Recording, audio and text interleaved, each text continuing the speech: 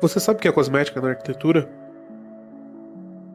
O texto que fala sobre o assunto foi escrito por Jeffrey Kipnis, no livro O Campo Ampliado da Arquitetura, mais precisamente no capítulo que se chama Astúcia dos Cosméticos. Mas quem é Jeffrey Kipnis?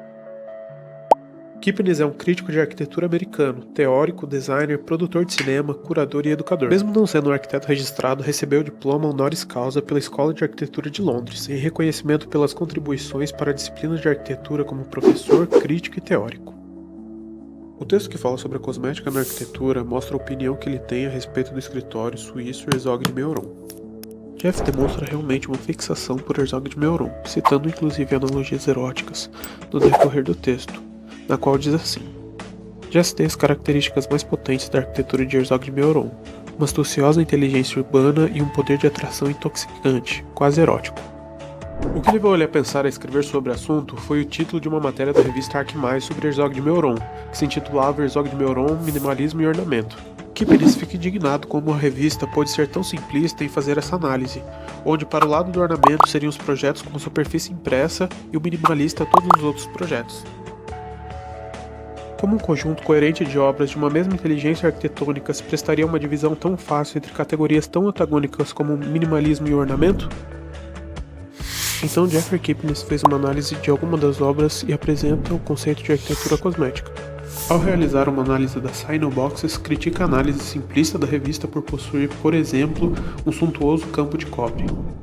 Afinal, cada fita foi laboriosamente envergada para criar um gesto efêmero e hipnótico de luz, sombra e forma sobre uma extensa área epidérmica. Cita a experimentação dos autores em relação à forma simples e pouco convencional para um projeto no meio de uma malha ferroviária, onde os fluxos e intensidades deveriam conduzir o projeto. Apresenta o edifício como uma obsessão quase erótica ao descrever as fitas de cobre que ressaltam e enchem os olhos dos que analisam, que encobrem o bloco monolítico que de fato é a construção. Uma rede hipnótica de sedução visual que emana inteiramente do sistema de fitas de cobre, sistema que, cabe dizer, na verdade não é a pele efetiva do edifício, o qual está sob as fitas, ele apenas posa de pele do edifício. O cosmético não é apenas mais um membro da família dos ornamentos, e é a análise de Ricola Europe que completa o pensamento de síntese do ornamento com o minimalismo.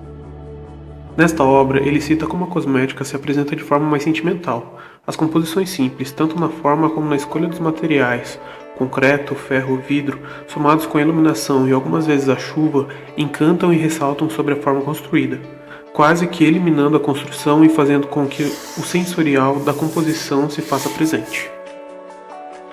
Isso é arquitetura cosmética.